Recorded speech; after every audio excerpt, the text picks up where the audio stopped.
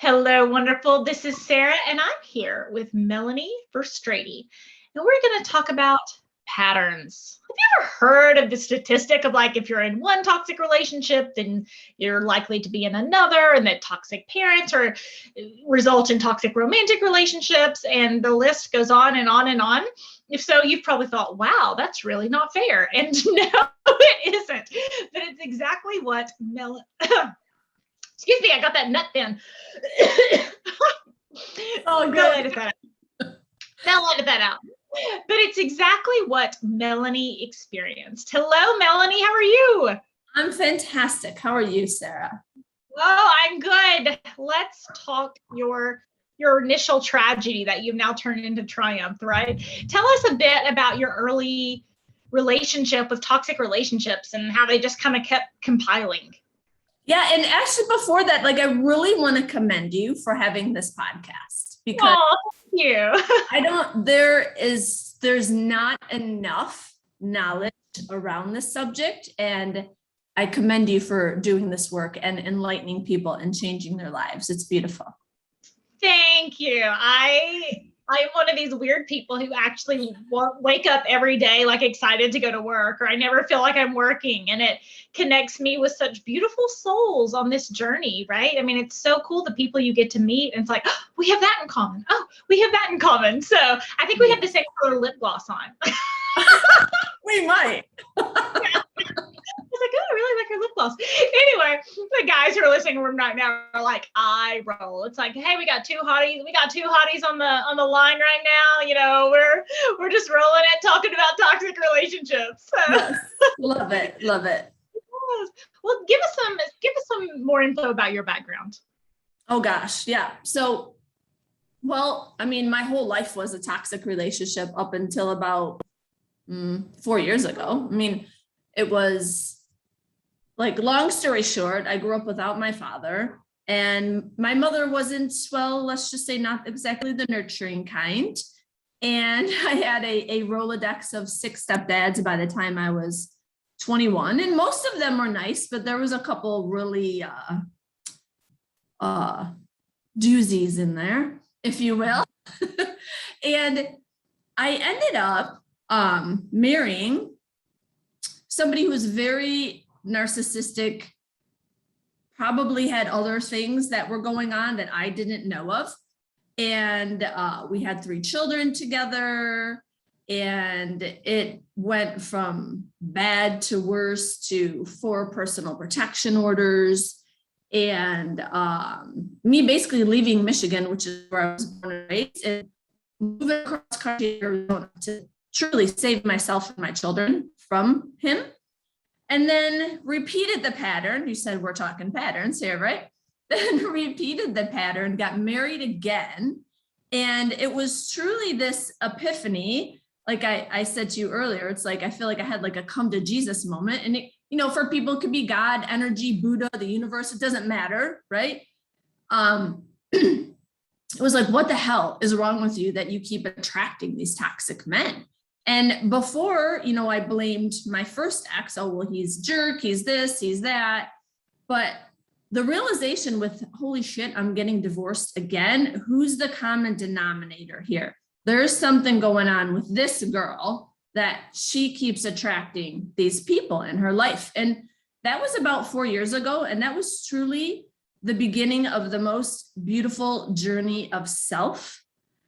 And just truly waking up is really what the best word that I can use to describe it.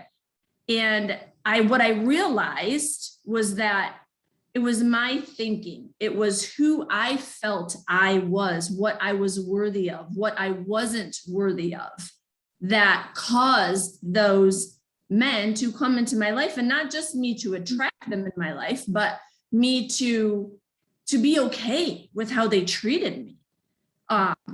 Because there was a lot of wounded masculine energy in both of those men. So there was a lot of, talking down to me, giving me the silent treatment, yelling at me, humiliating me in front of family and friends,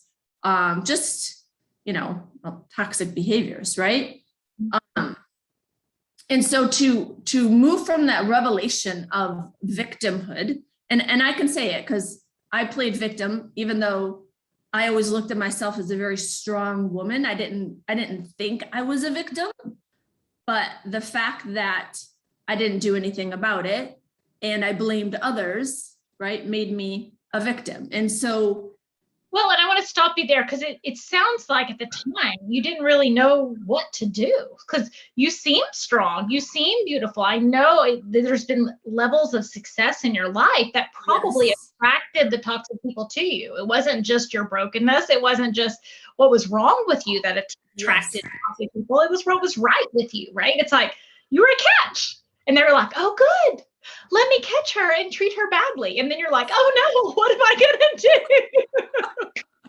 Yes, I love that you said that. And you know what else? You just made me think of something. It wasn't that that's all I attracted in my life. This is the interesting thing. And I hope if anybody gets anything out of this podcast, and I know they're going to get a whole bunch, but if they get anything out of it, the interesting thing was that I still attracted great men. I just ruined it. I truly sabotaged the relationship on purpose, knowingly. Because the thought in my mind was, holy shit, this guy is going to find out that I'm not all these things that he thinks I am. He's going to find out that I am not worthy and that he is so much better than me and that he can do better. And it's crazy nonsense, these thoughts that can go on in your mind. So you chose emotionally unavailable men to kind of like hide that piece of yourself? No, I would like a really great example was there's like no naming names or any of this, but in my early 20s, there was a great guy, great catch. He was an attorney. He came from a prominent family. He was fun. He was funny. He was charismatic. He treated me like a queen. And I started, but because he came from money and I didn't, I was like, why does he want to be with me? Like, this guy is going to find out that he can do better and he's going to dump me. So you know what? I'm just going to dump him first because I'm not going down there. So because he had the ability to hurt me in my mind, I wouldn't allow it. And you know what else is so interesting is that as much as I wanted love, because I felt unloved most of my life, as much as I wanted love, I guarded myself from it because I was afraid of it. And I think that I settled into those toxic relationships because, well, a couple of reasons. One, I didn't feel worthy of any better. And two, I didn't think that they could ever truly hurt me. So and then how did it turn out? Because I've heard this story before. So how did that turn out? Did they hurt you? Oh, well, I mean, we of course we got divorced, both of them. And I was the one who initiated both divorces. It wasn't for like lack of trying on my part. Like, I was married for 9 years, the first husband, and 5 years, the second. And it was literally just like the realization of like, what are you doing? Like, you don't even like this person. And it went from, being good to progressively not, and just a slew of being treated like less than over Right. and over and over and over and over again. And, the woman I am now, well, first wouldn't even attract somebody like that. And second would be like, hold on, what is happening here? So there is always red flags, right? It's really interesting how we look at red flags when we haven't done our own healing versus when we have. Like, we look at red flags as, a worthy adversary. I can change this behavior. Yeah. I can fix this, or all these lies we tell ourselves. But truly, the red flags is like your intuition, your gut saying, no, this is not good. Run. No, I agree completely. So when you think about, do you think about your inner child? Is that because you talked about your mom? When you think about healing that inner piece of you, tell us about how that process started for you. So for me, I hear a lot of inner child work, I never actually did any inner child work. So the beginning of my journey 4 years ago, I was literally like this, like a funnel, like just get in here, fix this, right? Of course, I'm not broken now, but I thought it was broken then, right? We're pretty broken. Yeah.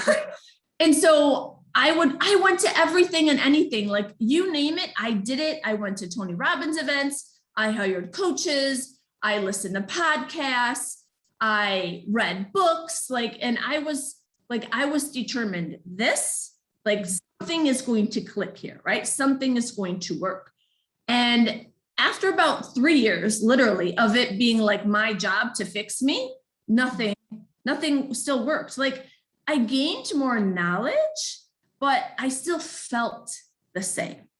I still had the same inner dialogue. I had still had the same limited beliefs. I still had the same, I like to call her like the shit talker going on in there. I still had all of that, right? I knew more, but I was still the same. And it truly wasn't until I attracted my mentor, who's Bob Proctor, in my yes. Yes, he was the one who actually showed me this, like the roadmap of this is how you change. This is how you get in and you because it's all about the subconscious mind. Yeah. And so I did the work, and night and day different. And it's so beautiful, because we as humans, we make things really, really complicated and think things have to be hard, right? But truly part of this evolution of self and healing is to just let go a lot of times and trust. Just trust that things will always work out for you. Trust that everything is happening for your greater good. And even all of those things that I went through, and there's so much more that I didn't even talk about, but it doesn't matter, because I look at them as gifts. Because if I didn't go through any of those things, I wouldn't have had to look in the mirror and say, okay, what is happening here? This has to change. Whatever you're doing is not working, right?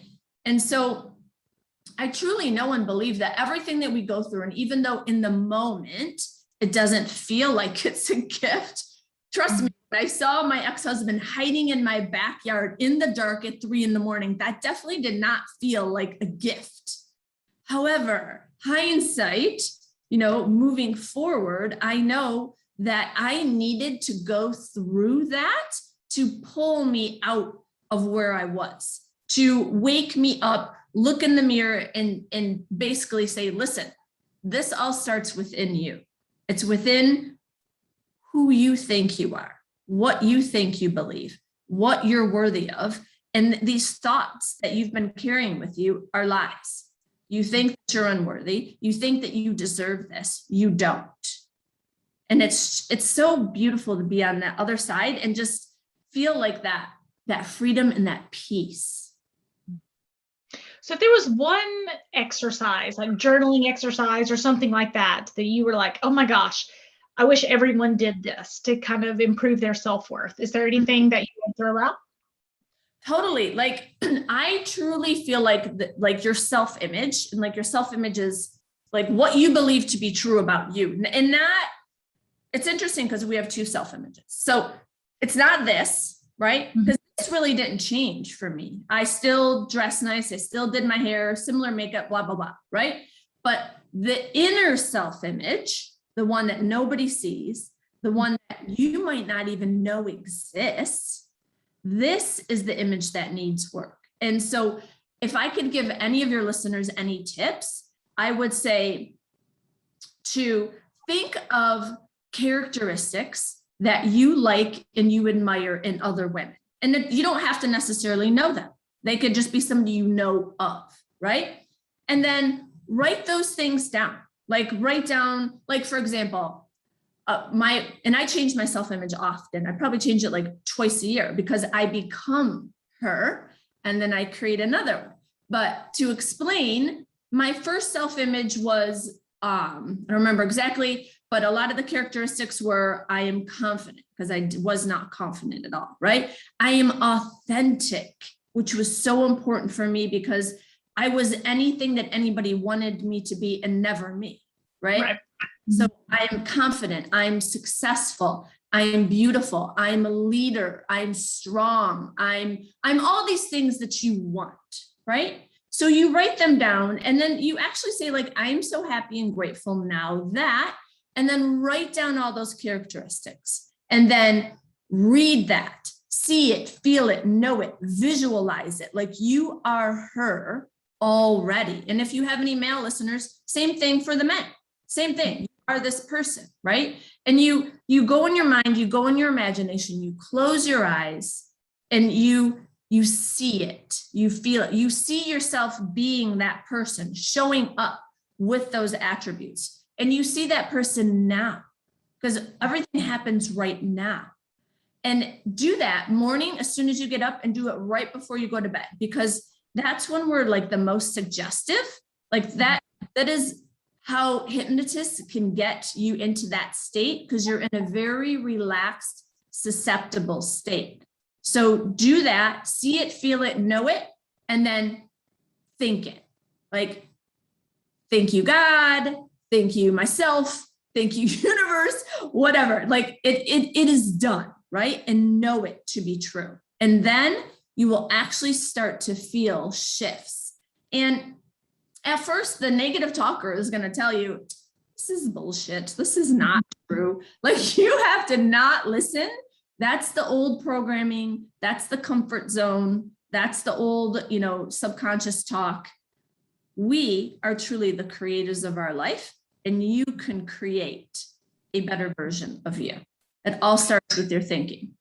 Yeah. And when we signed up for college, those of in school, when we signed up for college, we imagined ourselves as a college graduate, right? So it's very similar, and I use that with my own clients. Like, okay, 6 months from now, like that version of you, what would she tell this version of you? If you're confident, feeling beautiful, feeling like a leader, feeling like what advice would she have for this current version of you that feels stuck or feels broken or feels sad or feels whatever?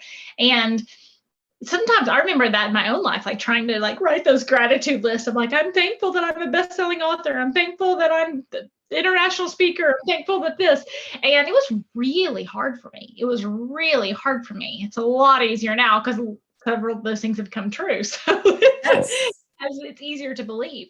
Yes. But we think about, okay, one day I'm going to graduate high school. One day I'm going to graduate college. One day I'm going to get a job. One day I'm going to be able to drive. It's very similar to our milestones in our life. Like one day I'm going to be confident. One day I'm going to be, I'm going to be confident. Then start believing I'm going to be confident. I'm a leader. I'm going to be who I am.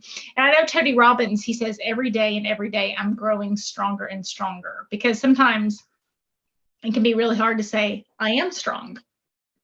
But it can be easier for our mind to say, I'm growing stronger. So maybe even like I'm growing in my confidence, I'm growing in my leadership, I'm growing in my grace, I'm growing in my beauty, might help people too, right?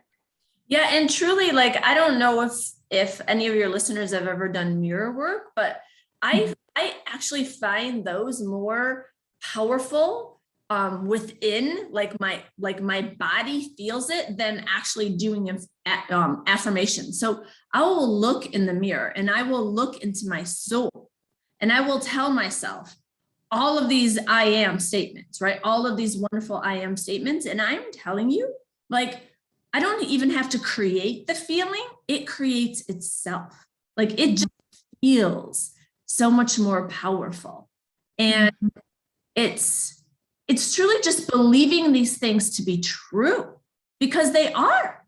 Like, we're literally all God's highest creation. So it's only in our acceptance of that and then stepping into that greatness that we are, right? It's not dimming the light anymore, like our culture and our society likes to, dim your light and, you're too much for this person. No, like, we're powerful beings. We're here to be everything. We're here to give love, be the best version of us, and give back. That's what we're here for. I love that you said I am statement. So with my kids every night, they say I am strong, I am brave, I'm a critical thinker. And those are like identity pieces that from when they were little teeny tiny, I'm strong, I'm brave, I'm a critical thinker. And sometimes things will come up in their life, like I'm a good reader or something else that needs to be added. But it's like, I'm strong, I'm brave, I'm a critical thinker. I think I'm good at doing hard things was one of the things at one point, you know? And then I started getting worried. I was like, oh, I don't want them to only think they have to do hard things. So I backed off that. I love that. I love that you're doing that with them while they're little, because they're literally such a sponge. They just take it all in. So Well, beautiful. and it's how, you know, you talked about your mother not being that nurturing, but it's how I want them to see me seeing them. Yes. Yeah. Right. Yeah. Until they form their own identities apart from me, which they're older now. They're definitely doing that. But when kids are young, they see themselves as like an extension of their parents. Like they all do, you know, healthy or not healthy. And healthy kids get to break away from their parents, and toxic parents say, no, don't break away from me, you know, but it just helping form that early identity. Well, it seems to have gone pretty well so far. So absolutely. That's awesome. That's awesome. Yeah. So if you had one last message to give to everybody in the world, what would you say? Oh, geez. You're more powerful than you know. Mm-hmm. It truly all starts with your thinking. Mm-hmm. Mm-hmm. I love it. We become what we think about. That's truly the bottom line. So just start shifting your thinking to thinking of what you want, thinking of the best. Stop expecting the worst, because that's why you get it. And so stop, like all that is the ego. I got to protect myself. So I'm going to prepare for worst case scenario. But the law of attraction makes sure that you get it, right? So start only thinking about the good. Expect the good, and life will start to surprise you. Awesome. Well, Melanie, tell people where they can find more out about you. Sure. So my full name is on YouTube, Instagram, Facebook. It's Melanie Verstraete. So Melanie Verstraete. I think I need to shorten it like Gary V. I'm like Melanie V. Oh, very cool. I had a strategy session with Gary V. I've met him. I have a picture with him. He's amazing. Yeah. Yeah. We'll have all of that in your name and your stuff in your show notes, so they don't have to remember it. But that's awesome. Melanie, thank you for helping us on our journey to becoming toxic person proof. Absolutely. Thank you for having me.